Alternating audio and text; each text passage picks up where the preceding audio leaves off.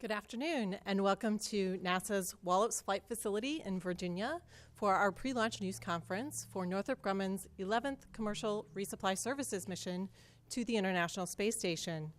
The launch of the Cygnus spacecraft, filled with about 7,600 pounds of research, crew supplies, and hardware, is scheduled for tomorrow, Wednesday, April 17th, during a 5-minute launch window that opens at 4:46 p.m. Eastern. Cygnus will launch on an Antares rocket from Pad 0A from Virginia Space's Mid-Atlantic Regional Spaceport. I'm Stephanie Shearholtz of NASA's Office of Communications, and I'm pleased to have with us this afternoon Joel Montalbano, Deputy Manager of the International Space Station Program, Frank DeMauro, Vice President and General Manager, Space Systems at Northrop Grumman, Kurt Eberle, Antares Vice President, Northrop Grumman, Doug Voss, Deputy Chief of the Range and Mission Management Office at Wallops Flight Facility, and Pete Hasbrook, the Manager of the International Space Station Program Science Office. We'll begin with opening comments from our presenters, and then we'll be happy to take your questions. For those following online, you can send us questions using the hashtag AskNASA. Joel? All right, well, good afternoon again. I'm going to start with a video with our current crew on orbit. And so let's see if we can roll the video, please. And liftoff. So we had a spectacular launch early this year in March, where we brought 3 astronauts and cosmonauts back to the International Space Station, increasing our crew complement to 6. You can see pretty excited. This is the welcome of the crew. Takes just 6 hours from launch to docking to the International Space Station with this launch. You know, we've been doing a lot of research and science on board the International Space Station. You heard some of it earlier today. You'll see a couple pictures, and I'll talk a little bit about it. This picture right here is David from the Canadian Space Agency doing some work on combustion. You know, the work that we can learn on doing how things burn in space allows us to be more efficient with our engines and our rockets, and allows us to load less fuel into the satellites as we launch them into space, allows our rockets to operate more efficiently. And, you know, the goal is to deliver the satellite. The goal is not to deliver fuel. And so what we can learn on the International Space Station and have that directly apply to our satellite infrastructure is just a huge benefit to people here on Earth. You see some other experiments here. The NICER experiment, which is a high precision measurement of neutron stars. In fact, some of this research that was recently recognized by the Nature magazine and published. It was published in work we did on board the International Space Station that researchers on the ground have used to better understand the universe. Going further, you see another experiment here. This is a Canadian experiment where our astronauts wear goggles, and in microgravity they measure the motion, and they measure, you know, how accurate, how the crew members deal with depth, and what they can use that information for is you can use it for the elderly population on Earth. You could use it for some of the different diseases we have on Earth. So the goal is to collect this information on board the International Space Station, and again, directly applying to people here on Earth. If we're going to leave low Earth orbit and go to Mars, we're going to have to grow our food on orbit, and we're going to have to eat it. And so there's a picture of David, you know, using what we grew on orbit and then eating it as a little snack. That was some wasabi lettuce, I believe, that he was eating. So we're doing research on board the International Space Station. We're doing research with all 5, you know, partner agencies. So not only NASA, it's the Japanese Aerospace Exploration Agency, the Canadian Space Agency, the European Space Agency, and, you know, the Russian Space Agency. We work together. We combine what we learn on Earth or on orbit, and we bring that back on Earth. So now going specifically to why we're here today with the Cygnus spacecraft and the launch of Antares for tomorrow. Stephanie said the launch of at 1646 local. Once Antares delivers the Cygnus vehicle on orbit, it'll start its rendezvous to the International Space Station. We're planning the capture of the vehicle at 5:30 Eastern Time on Friday, followed by hatch opening about 1 p.m. Friday. 7,600 pounds. will be delivered with this vehicle, and that's a combination of utilization and research hardware. It's a combination of vehicle hardware. We have crew supplies. All this hardware is being brought up by this vehicle. And the unique thing from this vehicle here is we now have the ability for a late load. We have the ability to load hardware on board the vehicle at launch minus 24 hours, which we're doing today. And we're taking advantage of this new capability of the Cygnus spacecraft, and we're going to be flying 40 mice. I think you heard that earlier today. And you know, the goal of the International Space Station program is to do what we can to enhance and increase the science and utilization and the research we can do on orbit. This new capability that was added by the Northrop Grumman team is a step in that direction. And it not only allows us to fly the rodents, we also have, it'll allow us to fly different science, and it'll be a capability that we not only have for this mission, but future missions on the Cygnus spacecraft. So we're excited to be here. And so with that, I want to thank the Wallops Flight Facility, the Northrop Grumman team, the Mid-Atlantic Regional Spaceport, and everyone involved in getting the spacecraft to where we are today. I promise if you deliver us a good spacecraft, bring it to the International Space Station, we'll take good care of it. I'll hand it over to Frank. All right, thanks, Joel. Good afternoon, everyone. Very excited to be back here at Wallops for another mission. This will be our 8th flight of Cygnus on our Antares launch vehicle. And just reminding things, something you probably already know, but this is the 314th anniversary of Isaac Newton being knighted by Queen Anne. And this is the 152nd birthday of Wilbur Wright. So 2 very special people in the science community.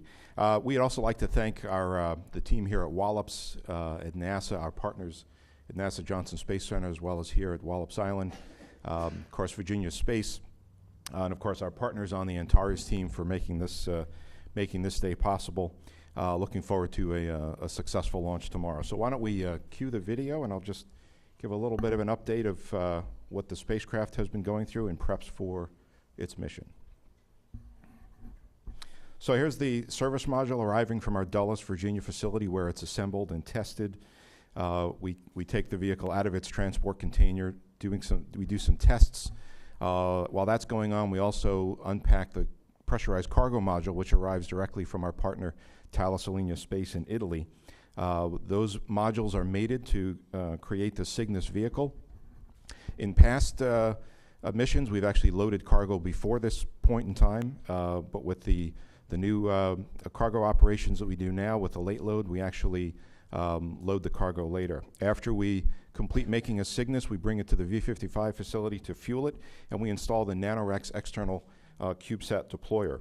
After that, we move the vehicle over to the horizontal integration facility where it's loaded with its initial cargo, and then it's mated to the Antares rocket, as you can see here going on in the video. At this point, we have about 2,500 kilograms of cargo on the spacecraft. Once it's mated, we will actually then perform another cargo load, what we call late load, which is another 600 kilograms, about 1,400 pounds of cargo will go into the cargo module. And then once that's completed, we'll do a closeout of the vehicle, making sure the air inside is clean, and then we will close the hatch and seal that for the mission. Once that's completed, then the Antares team takes over, and we will start encapsulating the spacecraft inside the launch vehicle fairing. Once that's complete, the launch vehicle with Cygnus on out to the pad. Eventually, we'll be doing the final load on the pad, as Joel talked about. After we lift off tomorrow afternoon, about 10 minutes later, we'll separate the spacecraft from the launch vehicle, and we'll start our journey up to the International Space Station, raising our orbit and phasing with the station. Along the way, we'll deploy the solar arrays, which are built by our Goleta facility in California. After we do that, we'll check out the spacecraft, make sure it's healthy for its rendezvous. About a day and a half later, Friday morning in this case, we will arrive just below the ISS, about 1,000 meters, and start making our way up towards the station. Once we get about 10 meters below the ISS, the crew will grapple the spacecraft with the canadarm, and then eventually, once it's grappled, it will get maneuvered and attached to the space station and be fully berthed. Once we're there, the crew will check out, make sure everything's in good shape, and then they'll eventually open the hatch, and Cygnus will be part of the space station. The crew will remove the cargo we've delivered and then load it with trash for disposal. On this mission, after we leave the ISS, after about 3 months there, we'll actually raise the orbit above the ISS. We'll deliver our CubeSats from our external CubeSat deployer by NanoRacks, as well as our Slingshot deployer. It'll be our 2nd mission for Slingshot and our 7th mission for NanoRacks. And after that mission is complete, we're going to start an extended duration mission for Cygnus, where we're going to demonstrate the ability of Cygnus to fly for long periods of time in space, where it can be an excellent test bed for scientific experiments, where we can check out new technologies for deep space exploration. And we'll also demonstrate the ability for Cygnus to fly with 2 vehicles in space at the same time, and offer that capability not only to NASA, but commercial industry and other government industries. So we're excited for that demonstration to happen after we perform the primary mission of delivering the cargo. And finally, in keeping with tradition, Northrop Grumman names each Cygnus spacecraft in honor of someone who significantly contributed to the U.S. human spaceflight program. For NG-11, we dedicate this mission to Roger Chaffee, who was selected by NASA to what would have been the first manned mission of the Apollo program. Tragically, Roger Chaffee and crewmates Gus Grissom and Ed White died in an accident during a launch simulation. Unlike his crewmates, Lieutenant Commander Chaffee had not yet traveled to space, and we're honored that our Cygnus spacecraft will represent Roger Chaffee's planned journey to space, reminding us all of those who made the ultimate sacrifice so that others could pursue their dreams of space exploration. One other thing I'd like to note, this is the final mission of our CRS-1 contract. When I think back when we first started this, looking ahead to what would be our last mission seemed like so long ago. But here we are, and I just want to thank the many, many people at Northrop Grumman, at NASA, all around the country, and all around the world for making this program possible. And now we look forward to completing this mission successfully and then moving on to our CRS-2 mission. So go Cygnus, go Antares. And with that, I'll turn it over to Kurt. All right, thank you, Frank. On behalf of the Antares team, we are really excited to be back here at Wallops with our NASA and our Virginia space partners for another Antares launch. We had a very successful NG-10 launch this past November 17th at 4 a.m. I'm sure many of you were here. It was an amazingly clear night, and thank you to all the amateur photographers up and down the East Coast who sent out some really amazing pictures and video of the vehicle all the way to orbit. So, and Joel, on behalf of the viewing public, after 4 straight night launches, I would like to thank you and the ISS program for arranging the orbit of the ISS to produce the wonderful 4:46 p.m. launch time tomorrow. So we really appreciate that. I'm sure all of you appreciate that as well. But seriously, I'd like to take this opportunity to thank the folks who enable us to do these launches. I'd like to recognize Dale Nash and his Virginia space team who operate and maintain Launchpad 0A that we launch off. They do an outstanding job, and we appreciate the excellent support from the Commonwealth of Virginia. I'd also like to thank Doug Voss, David Pierce, who is the new facility director here at Wallops, and we welcome him. And we also like to thank Bill Robel, who was the prior director, for his service and his strong support of our program over the past decade. We really appreciate the Wallops Range team for the outstanding support we receive and the flexibility they give us. We also get great support from the community in the area, hotels and restaurants, and appreciate everyone's interest and enthusiasm for this program. So a big thank you to everyone. I'd like to roll a video that highlights the Antares processing. All right, in this video, we highlight the outstanding Antares and Cygnus team members who have worked extremely hard over the past 6 months to put this mission together.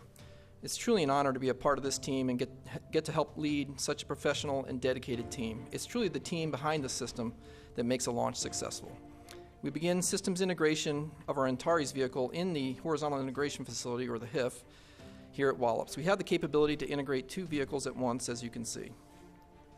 Here we're showing the final phase of rocket integration, and after fueling, Cygnus is brought into the HIF, then rotated to horizontal to allow initial cargo loading to take place. And seen here is the first use of our rotating payload mate fixture, which allows cargo to be loaded in all orientations.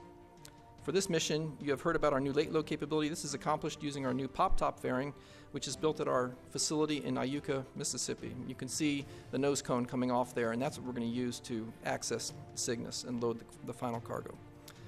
So after we encapsulate Cygnus in the fairing, We will lift onto the transporter erector launcher that you see there. It's the strong back. We also use that as an umbilical mast, and that rolls about a mile down the road to pad 0A. This is actual footage from this mission, NG-11, so we got some nice daytime footage. Our photographers are very excited that they actually had light for their cameras. And here we rolled up the pad, and there you can see our mobile clean room that we're going to use. It goes over the front of the fairing, and that's where we remove the nose cone and enable access to Cygnus. These are pictures from our Pathfinder that we executed last summer to practice those operations. Here's an actual footage of NG-11 on the pad. We went vertical. We did some tests this morning. We're going to go back down this afternoon, load up cargo this evening, then go back up horizontal overnight, and in the morning we'll lift off and fly Cygnus to orbit. Okay, on Monday we rolled out to the launch pad, connected to the pad, we rotated the vertical.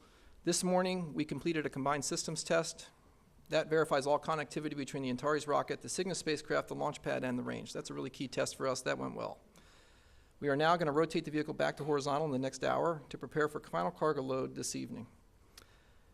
The Antares Cygnus team, the combined team, will arrive on console at 11 a.m. tomorrow morning, and the 5-hour countdown will begin at 11:46.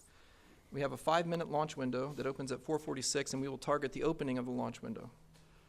I'm very excited to mention that we are partnering with Virginia Space and flying secondary payloads on this mission. We have loaded 60 ThinSats plus one NASA-sponsored 3U CubeSat called SASE onto the Antares avionics section.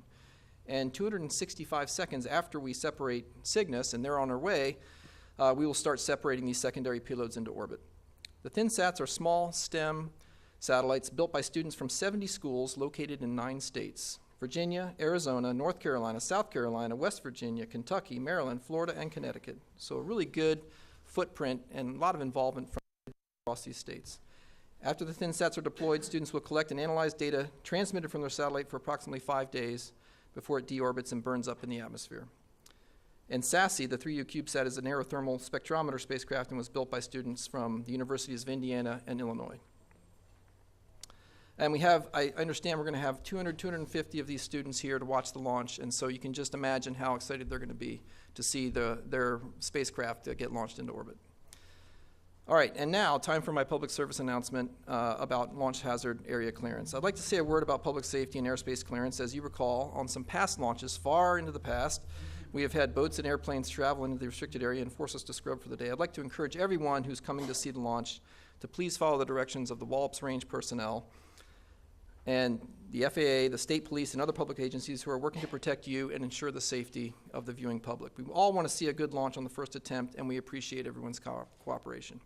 And we particularly appreciate the extra work the Wallops Range has done to raise public awareness, particularly within the general aviation community. Thank you all for being here. We're looking forward to another good launch tomorrow. Doug? Thank you very much, Kurt. So as Kurt said, the aviation community and boating community is a group of people that we keep in close touch with on the Wallops Range, and I appreciate that announcement and that extra encouragement on that issue. So the Wallops Range is ready for NG-11, and again, I want to echo the thanks and welcome Northrop Grumman, NASA, all of the users of the Wallops Flight Facility on this mission, on a mission that enables so much good work going on. I mean, we're resupplying space station, supporting science, supporting STEM outreach, so excellent to be a part of that. We've been working for a number of missions on this. This is the 9th launch of Antares from Wallops, and we look forward to continued work on the next CRS-2 contract as well. And a first for this mission at Wallops Flight Facility is the use of the Mission Operations Control Center. And we have a couple photos on showing that facility. The Mission Operations Control Center is a facility on the Wallops main base that will be supporting NG-11 and future missions like this. This mission, or this facility, replaces a nearly 60-year-old launch control center on Wallops Island that was used actually for the first space launch or orbital space launch mission, the Scout, back in the early 1960s. So we've provided Antares and Northrop Grumman a great place to work. They've been working out of a facility that was built in, I think, 1960 or 61 for the last 9 missions. So we look forward to providing this state-of-the-art facility. It exercises state-of-the-art communications, processing display systems. It has interfaces to all of our launch pads and any launch vehicle that we want to launch from Wallops Flight Facility, our Range Control Center, and other critical systems and facilities. So the team at Wallops on the facilities and the range and engineering side have built a highly resilient facility that's state-of-the-art, and it's going to hopefully carry us another 60 years for ELV launches and other missions from Wallops. So on to the weather, which is something that is a positive note for this mission, at least for the first couple of days. At the LRR today, we had an updated weather briefing from our weather office at Wallops, and we have a slide to show there, but the probability of violation for our primary launch day on the 17th looks very good. It's only 5%. A little bit of concern about low cloud ceilings, but it looks like we're really good in terms of weather for this mission and all the factors that fold into that. As we roll into the second day, if we do, that probability of violation goes up a little bit, but it's still pretty good at 20%. And going into, if we have to go to the 19th on Friday, then probability of violation goes up significantly. So I'm confident that all systems and facilities are going to be go for this mission, and we'll hopefully get it done on the first couple of days. Weather looks good for it. So really on behalf of the Goddard Space Flight Center, the Wallops Director, and Wallops Flight Facility, and the Wallops Range, again, I want to thank Antares and Northrop Grumman and Johnson Space Center for using Wallops Flight Facility. I want to thank you, the community, for being such a strong supporter of Wallops Flight Facility. We enjoy having you here to come watch our launches, and thank you very much. Okay, on behalf of the science community, I'd like to thank all of you for coming today. A lot of you were here in the previous briefing, so it's always great to see people coming back and showing interest. The Cygnus launch tomorrow is really important to us in the science community. Almost around half of the cargo that Cygnus is bringing is dedicated to science for us on the International Space Station. Most of that cargo has been pressurized in the past, but we're getting more and more unpressurized cargo on the Cygnus, which is really neat to see. But one of the most important things happening, actually right about now, is this late load. It's a great capability for us. In the science world, a lot of our science and our samples are life limited, whether they are living samples, they need a life support system, or whether they need to be temperature controlled, let's say for a physical sciences experiment, and if they don't have that temperature control, you lose the phenomenon that you're trying to study. So this late load capability is very important for us, and we really appreciate what Northrop Grumman has done. Popping the pop top of the fairing and inserting our biological cargoes.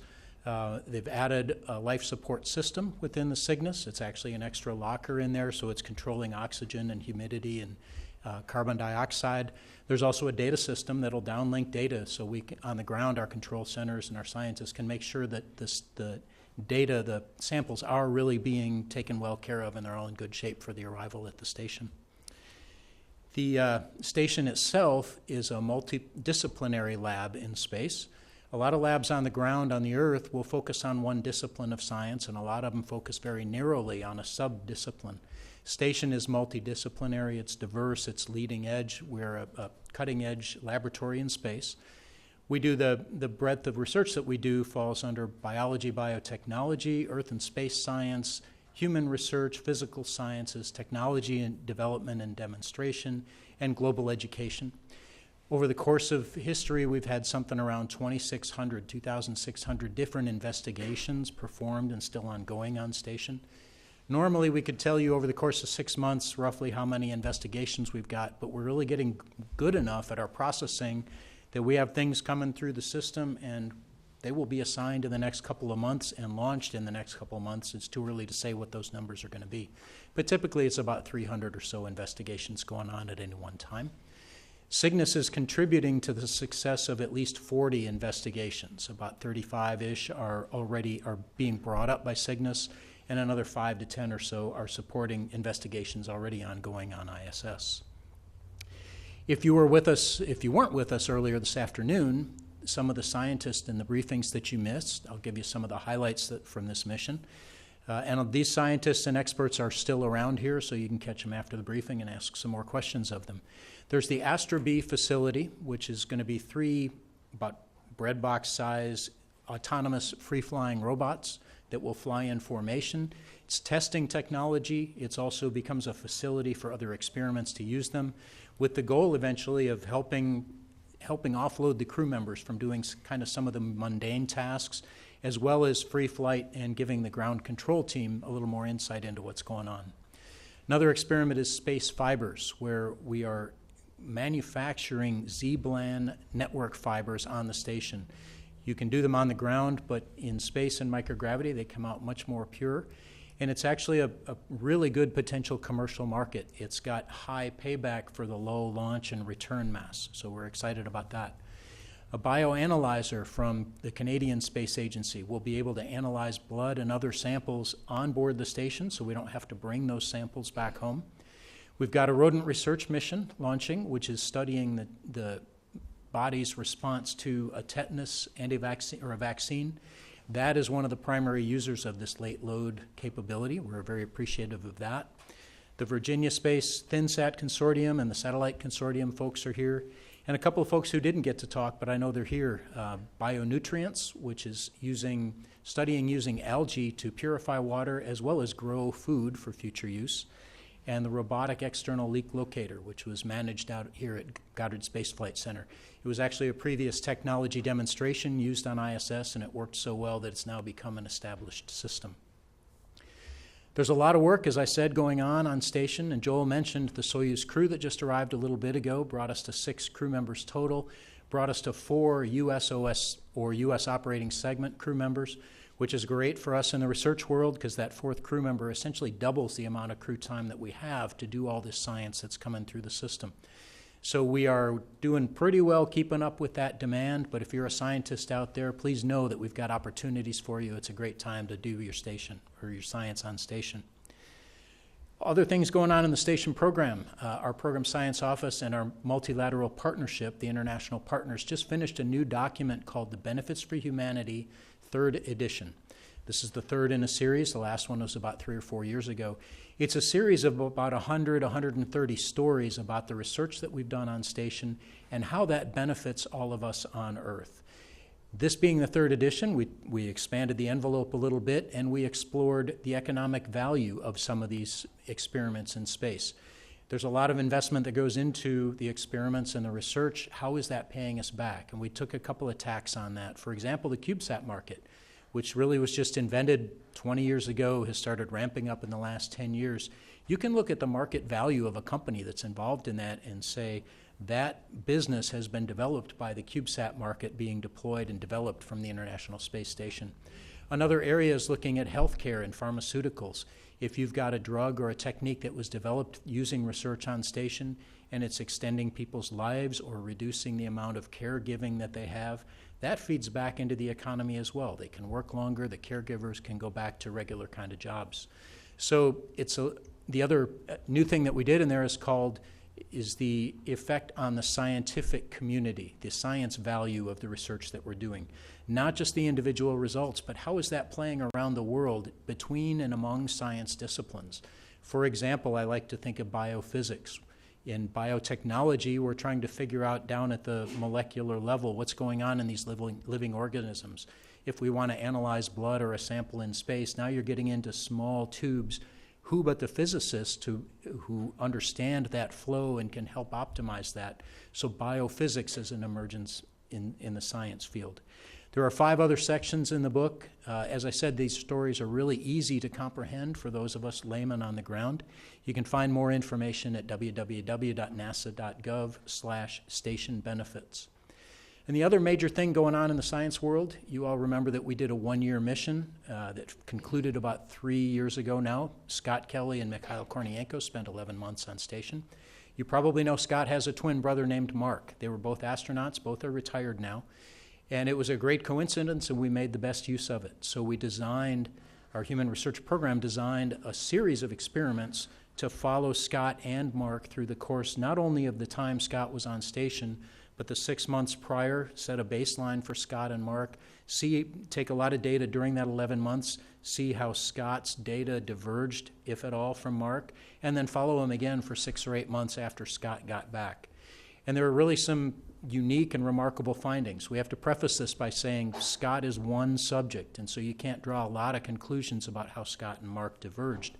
But some great things are most of the things that changed while Scott was in flight came back to within the pre-flight readings fairly soon, within that 6 months after Scott returned. Another area that we're glad worked well is the immune response. Scott, and both Mark and Scott, got a vaccine a flu vaccine a year before he flew. Scott gave himself the flu shot in orbit. Mark did the same thing on the ground, and then they each got him again after they landed. And the body's immune system for both of them reacted as we would expect and reacted as we want it to for that vaccine. And another great benefit of all this, of the suite of investigations, is just learning how to analyze the data. There was so much genetic analysis and comparing what changed from Scott's pre-flight to in-flight and what diverged from Mark, that we now have an idea of what is affected by spaceflight, and it helps us focus in future spaceflight studies what is going to change and what should we pay most attention to. You can find more about the TWINS study on www.nasa.gov/twins-study. You can find the paper there, and you can find layman's summaries of all that science. So to wrap it up, we're very thankful for the Cygnus mission and all the support here. I'll finish it up with saying go Cygnus, go Antares, and go science. Thanks.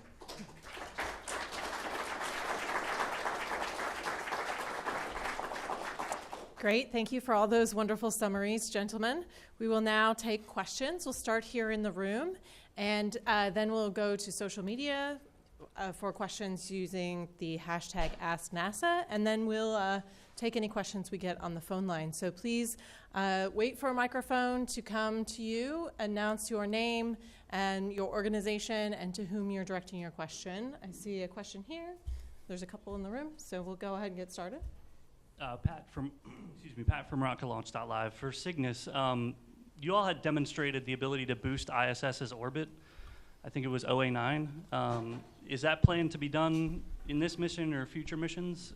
If not, yeah, so we're not planning it for this mission. That was the OA9 mission. That experiment, I think, went very well. Hopefully, we'll be able to demonstrate that in the future. But this mission, once we fly away, then we're going to do the other extended duration demonstration. Okay, great. There's a question back here. Hi, Chelsea, space.com. I'm curious about both visibility and audience. How many people do you expect to attend the launch? And then also, to add to that, how visible do you think it will be in the nearby area, and where do you think that visibility will stretch? Sure, I can address part of that, at least, maybe all of it. So we do expect record numbers at Wallops Flight Facility for this launch. I think partly because of the attention. I mean, the students that are participating in the mission, there's a couple hundred of those, and faculty members associated with these small sats, but also the time of day makes it easier to get up. So that's certainly something, and so we do expect to see record crowds, and again, that's why Kurt and others recommend everybody be safe and don't go anywhere you're not supposed to. In terms of the how far you can see it, the Wallops website publishes plots in a Google Earth type map format where you can see with visibility plots put on them, so you can see it. But I know out in Central Virginia, I talk to people regularly that hundreds of miles away can see it. People in New York City, so those are on Wallops webpage. And nasa.gov/Northrop Grumman. We have a visibility viewing map there as well. We have a question up in front. Ken? Hi, thank you. Ken Kramer, Space for, I think, Frank and Kurt, and all of you, congratulations. Good luck, first of all. Can you talk a little bit more about the late load? How long will that take operationally wise to lower it, to load the cargo, and then to raise and confirm that everything's okay with the rocket? And I'd also like to ask about the Cygnus. It's going to be extended duration. You're going to be, besides the CubeSats, you're going to be running any experiments done to 3 months and then during the even longer period beyond that? Thanks. Sure, yeah, so we'll be lowering the vehicle here shortly. We will take the nose cap off, and I think we've allocated 7 hours for what we call the final load. there's initial, late, and final. So the final is the one we're going to do at the pad. We've got 7 hours allocated in the schedule for the Cygnus and Antares team to do that load. Cygnus will then close the hatch. Antares will then put the nose cap back on and maneuver the clean room out of the way. And I think that times out around early morning, 6, 7 a.m. We'll be going back vertical at that point and get ready for the countdown start, which I mentioned was 11:46 a.m. I'm sorry, one more thing is that we've made a bunch of enhancements at the pad in the way we connect our commodity lines to the pad, where we can leave most of them connected when we go from vertical to horizontal and back again. The only thing we have to reattach is the liquid oxygen loading line. And so we'll be doing that tomorrow morning and verifying that that's leak tight. That's the one thing we have to reconnect. But so that's some of the improvements we've made to enable this 24-hour late load, final cargo load. Right? Okay. And to your second question, Ken, so typically when Cygnus flies, we use the thrusters on the spacecraft to control both the attitude and orientation of the spacecraft. And that fuel usage eventually causes us to run out of fuel, and that's typically the life-limiting commodity. What we're doing on this mission is we're installing something called the Control Moment Gyro, which CMGs is the acronym for that. And that is a piece of equipment that actually will do the orientation and attitude control of the vehicle for it. We don't have to use the thrusters for that. So we save all that fuel, and we can apply that saved fuel to just orbit maintenance and keeping the vehicle at the proper altitude. And that's really what allows us to fly this extended duration. So part of that experiment, it's multifold. One, we want to demonstrate our ability to fly CMGs and an alternate attitude control system for Cygnus, which we can implement on future missions. Second, we want to demonstrate the avionics capability of running for long periods of time in orbit. And of course, we've been able to run run those avionics for several months, 3+ months on previous missions. This will go an extended period of time, even double that or so. Third, we want to really demonstrate the really pristine microgravity environment that Cygnus will provide to whoever would like to use it in the future, either to host scientific payloads, to host technology demonstrations, sensors or new technologies for deep space missions. And we also might have the ability in the future of flying away from the ISS with experiments loaded from the ISS, and then eventually go back to the ISS and deliver those experiments. And then, as I mentioned in my remarks, to do that, we know that if we're going to fly a mission for a long period of time, let's say a year, it's very likely that there'll be a cargo mission during that time frame. So the other thing we'll demonstrate once the NG-12 mission is launched is that we can fly 2 Cygnus vehicles in orbit at the same time with using our Mission Control Center both in Dulles and in Houston. So it's really has a lot of really a dense experiment demonstration that we're performing. All along that time, we have asked our team to come forward with ideas of other experiments they'd like to do on the vehicle, which is something we typically do after we leave the ISS, just to test out the vehicle, other capabilities. And so I'm sure over the months that we'll be in orbit, some of those ideas will come forward, and we'll put those into play. Okay, so that's all engineering experiments. I'm wondering about science experiments also. Now, during the extended mission, are there any of those? So during this demonstration, we won't have any scientific experiments on board. That's it. We're doing the demonstration on this mission to prove that for future missions, we will be able to carry those scientific experiments. Great. Thank you. We will now go to a few social media questions, and then we have a question on the phone bridge after that. Chelsea? So I have a question from Twitter. What is the most challenging part of this mission, in your opinion? To anybody? I'll help.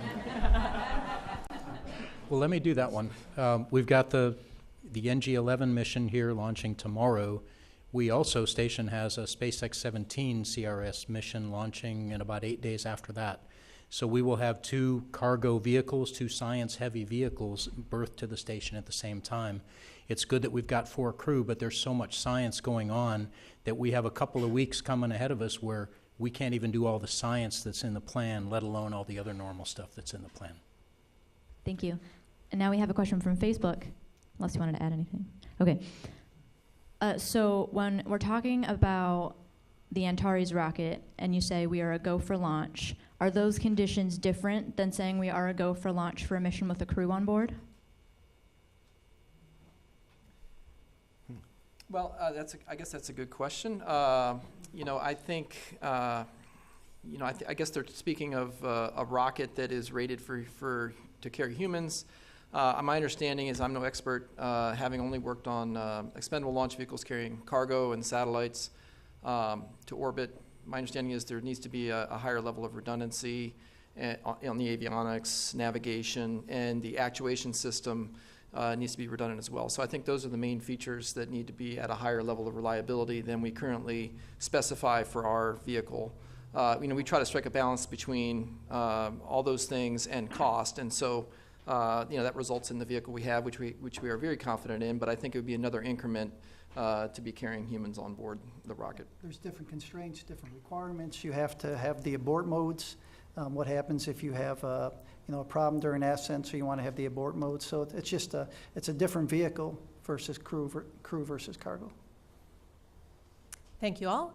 We have a question on the phone. Jeff Faust. Hi, this is Jeff Faust of Space News. A couple quick questions. For Frank, do you have a targeted duration for this extended Cygnus mission once it departs? I've sounds like several months, but I didn't hear a specific number. And then for Joel, how did the schedule work out so that you had 2 cargo missions flying effectively back-to-back to the space station? Was that deliberate, or just the way the overall station schedule worked out? Thanks.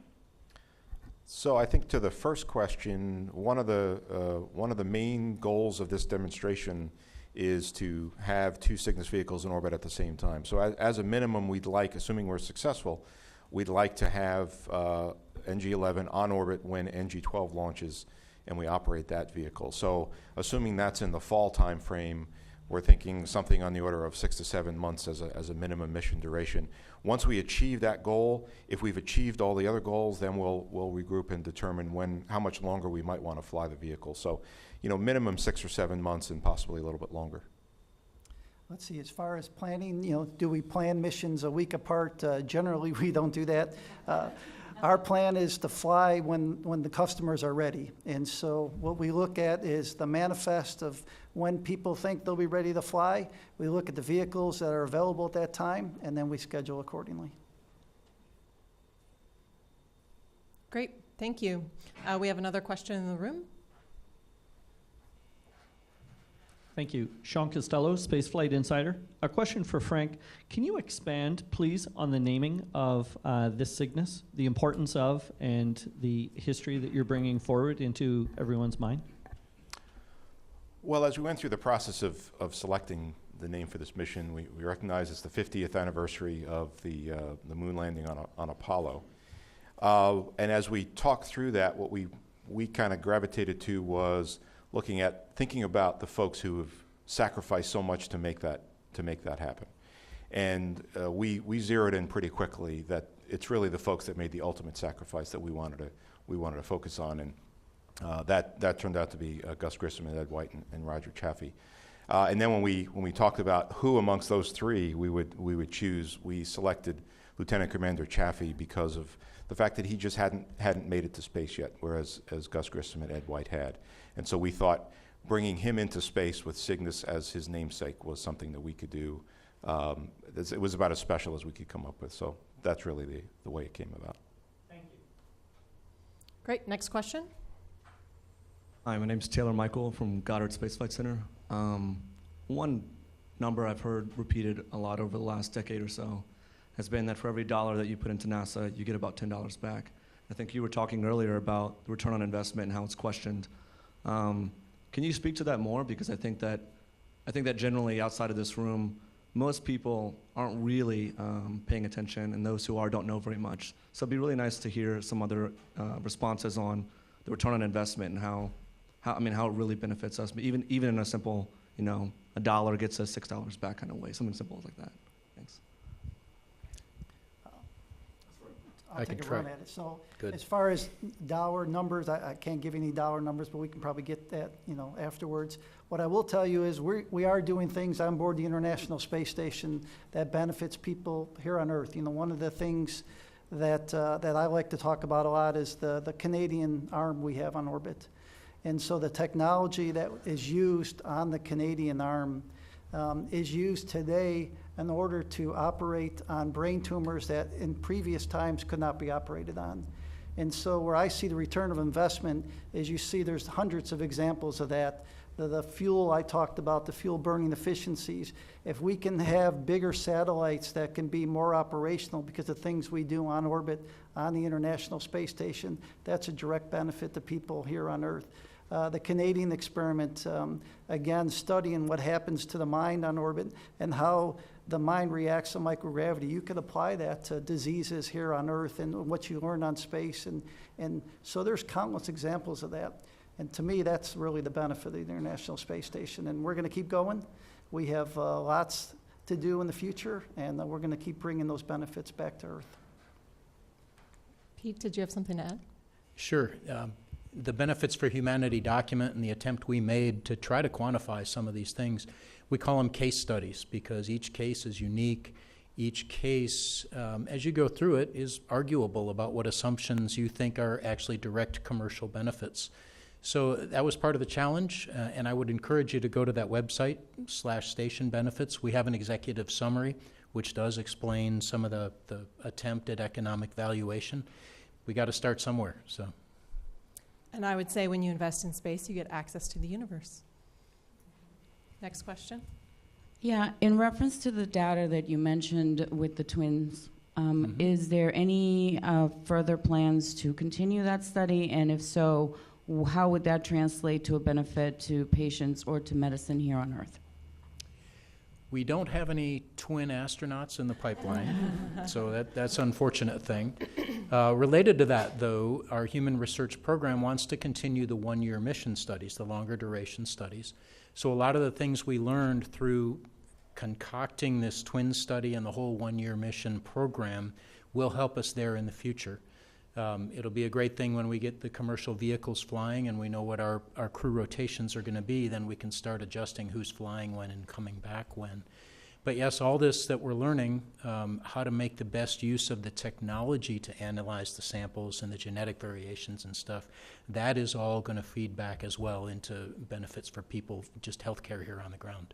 It opens up the door in one sense of, now that we know the genetics for an astronaut who's going to fly and maybe what they're susceptible to, can we tailor some of the care and the responses to what they're going through to the individual genomic makeup? And a couple more social media questions. I have one from Twitter. So how late can late loading be on Cygnus? How much time is needed to bring it back up vertical on the launch pad ahead of the launch? Let's see, I think our plan is we'll start the process at 24 hours before launch, and that process will take several hours before we hand the vehicle back over to Antares to finish putting the pop top back on the fairing and then transition to vertical and get ready for launch. I think as we go through the process in the future multiple times, I think we'll see how those timelines go, but I think it also is probably a function in some cases of what that late load cargo is and how it needs to be handled. So right now the focus is demonstrate, as we did over the last summer with the demonstration and now for real, that we can start at L-24, get that cargo loaded and launch on time. And as we go through missions of doing that, we may be able to see some other efficiencies. So. And then real fast, we have another one from Twitter. How long will Cygnus be staying with the ISS this time? I think we're planned to be there the full 3 months now, right? So right now we're looking at a late July on birth date. Late July on birthing, yeah. So about 3 months. Yeah. Okay, I think we have another question in the room here. Thank you. Alex Mankiewicz of the Zog 43 newsletter. This is for Kurt. Should there be a scrub very late in the countdown, and after it's safe to approach the rocket, would you automatically bring up the mobile clean room and configure our Antares into the late load mode, or perhaps there are other considerations? Yeah, good question. So if we have to scrub the launch for a reason such as weather or boat incursion or something, we have the ability to stay vertical. We would just stay vertical and try again the next day. But a lot of that is dependent on the specific cargo that NASA has loaded on board Cygnus. And so we've been in consultations with them and discussing what our plan would be in that case. And so for this mission, my understanding is we have the ability to just delay one day, stay vertical, and try again the next day. We also have the ability to go down horizontal, but that would be a 2-day turnaround for this vehicle. Starting with NG-12, we'll have more of a capability to go down, refresh, and then launch the next day. But we don't have that for this mission. So that's something we'll be practicing and refining. But if we don't go tomorrow, then we would try for the next day. Okay, thank you for all your great questions and the great answers. Thank you for joining us here today for our pre-launch news briefing. A reminder that launch is tomorrow at 4:46 p.m. Eastern Time. That's the launch of the Northrop Grumman Antares rocket with the Cygnus spacecraft headed to the International Space Station. NASA television coverage will begin at 4 p.m. Eastern Time tomorrow. Until then, you can keep up to date online at nasa.gov/Northrop Grumman, and you can always follow life and science aboard the space station at nasa.gov/station. So go Antares, go Cygnus, and go science.